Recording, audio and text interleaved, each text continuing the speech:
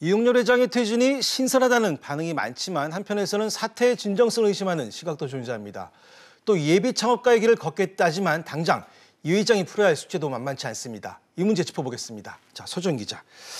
이 회장이 자진 사퇴를 결심할 수 있었던 것은 재계 1위 삼성이나 2위 현대차그룹과는 다른 지배 구조 때문이라고 하는데, 먼저 이건 회장과 정몽구 회장은 어떻길래 이런 얘기가 나오는 겁니까? 네, 일단 한국 재벌들이 은퇴를 극도로 꺼리는 이유는 바로 경영권이 매우 불안하기 때문입니다. 네. 삼성 이건희 회장은 삼성전자 지분율이 4%에 못 미치고 또 그룹 지주회사격인 삼성물산의 지분도 2.85%밖에 갖고 있지 않습니다. 예. 현대차 정몽구 회장도 마찬가지인데요. 현대모비스 지분은 6.9%고 현대차 지분도 5.3% 가지고 있고 기아차 지분의 경우에는 한 주도 없는 상황입니다. 이러니 은퇴가 불안할 수밖에 없는데요. 예. 또 이건희 회장과 정몽구 회장 모두 형제들과 치열한 경영권 다툼 경험이 있기 때문에 이 불안감이 남다를 수밖에 없어 보입니다.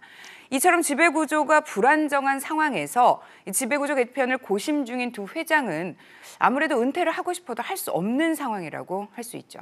자, 그렇군요. 그럼 상대적으로 이용렬 코오롱 회장의 지분은 어느 정도나 됩니까?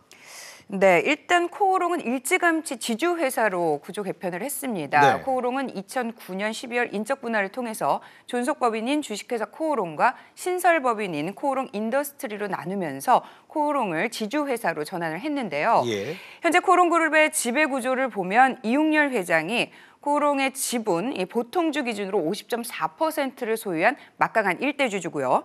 또 주식회사 코오롱이 코오롱 인더스트리, 코오롱 글로벌, 코오롱 에코원, 코오롱 생명과학 등 핵심 계열사를 소유하는 구조를 갖고 있습니다.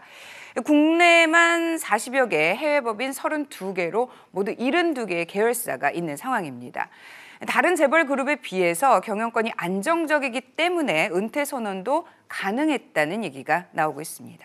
자, 알겠습니다. 한편에서는 알리바바의 마윈이나 마이크로소프트의 빌 게이츠와는 달리 이 회장이 경영일선 퇴진을 선언한 것에 대해 의구심을 보이고 있는데요.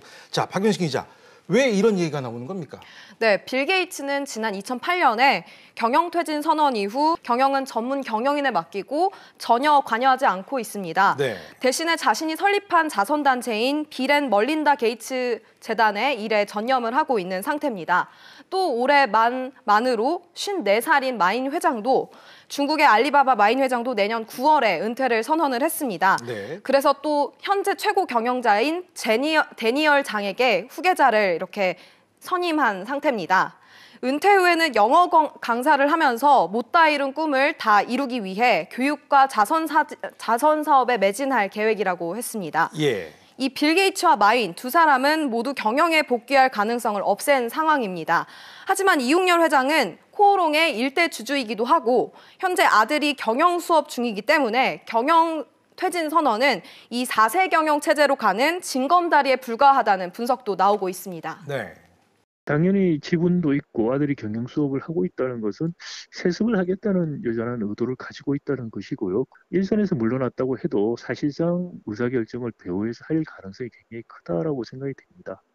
국내에서도 오너의 경영 퇴진 모범 사례가 앞서 잠깐 언급한 풀먼인데요. 자, 풀먼과 비교해서 이 회장의 자진 사퇴 진정성에 의문을 표하는 그런 견해가 좀 많은 것 같습니다. 네, 그렇습니다. 이 풀무원 남승우 전 총괄 CEO의 경우에는 만 65세 은퇴하겠다며 1호 입사자를 대상으로 경영권 승계 작업을 한 뒤에 넘겼는데요. 은퇴 후에 사회공헌 활동을 위해서 풀무원 재단을 설립했습니다. 이곳이 58%에 달하는 오너 일가의 지분을 정리하는 창구로 활용될 가능성이 크다는 분석입니다. 네. 이런 풀무원 오너의 행보와 비교해도 이용렬 회장의 자진 사퇴 선언은 진정성에 의문이 좀 간다라는 지적이 나오고 있습니다. 전문 경영인으로서의 완전한 일임에 대한 그 언급도 없었고, 그리고 다른 어떤 그 세습에 대한 부분의 언급도 없었기 때문에 언젠가 다시 돌아올 수 있지 않느냐, 혹은 아들에게 가는 거 아니냐, 경영권이 안정화됐기 때문에 영퇴하는 거 아니냐라는 진정성에 대한 의심을 하고 있는 건 사실이죠. 네, 그리고 이용렬 회장, 그룹의 미래를 위해 떠난다고 했는데요. 그런 측면에서 지금의 사태가 오히려 늦은 것이 아니냐라는 이런 평가도 있습니다. 자, 박 기자, 왜 이런 말이 나오는 겁니까?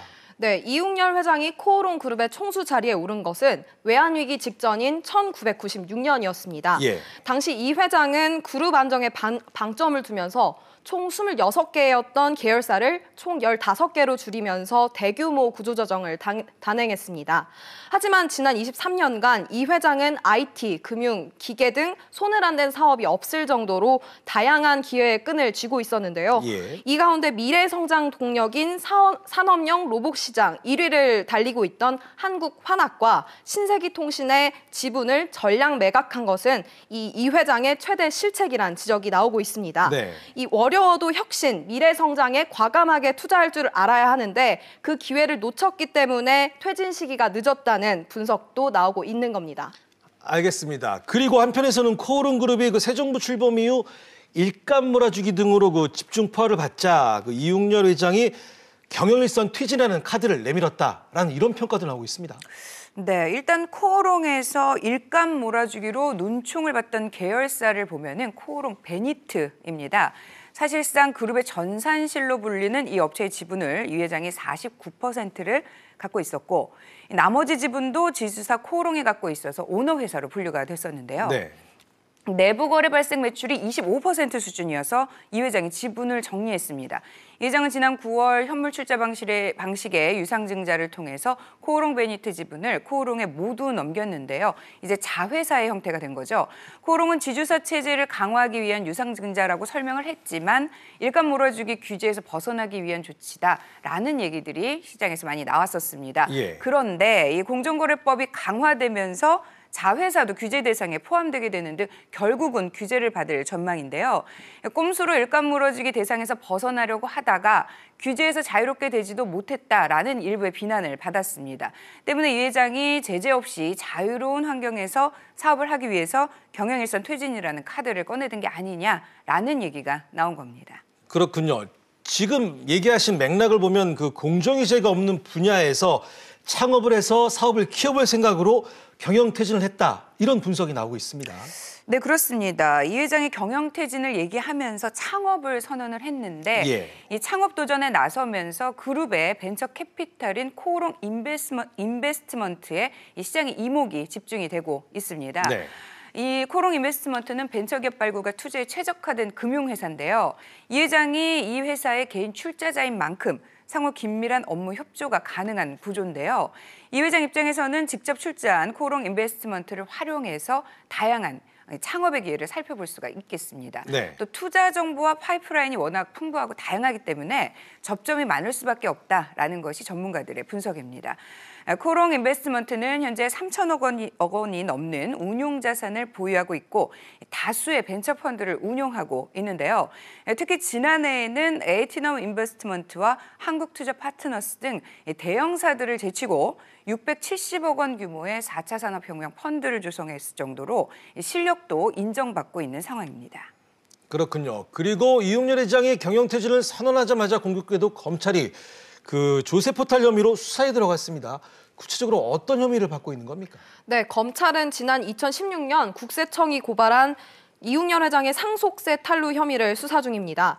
국세청은 코오롱 특별 세무조사 과정에서 지난 2015년 이웅열 회장이 부친 고 이동찬 명예회장에게서 물려받은 주식 40만 550주에 대한 상속세를 탈루했다고 보고 있습니다. 네. 또 지난 2015년 코오롱이 개발한 초강력 특수 섬유인 아리미드 특허 소송과 관련해 미국 기업 듀퐁과 미국 정부에 각각 지불한 합의금과 벌금에 관련해서 회계 처리 부분에 문제가 없는지 들여다볼 예정입니다.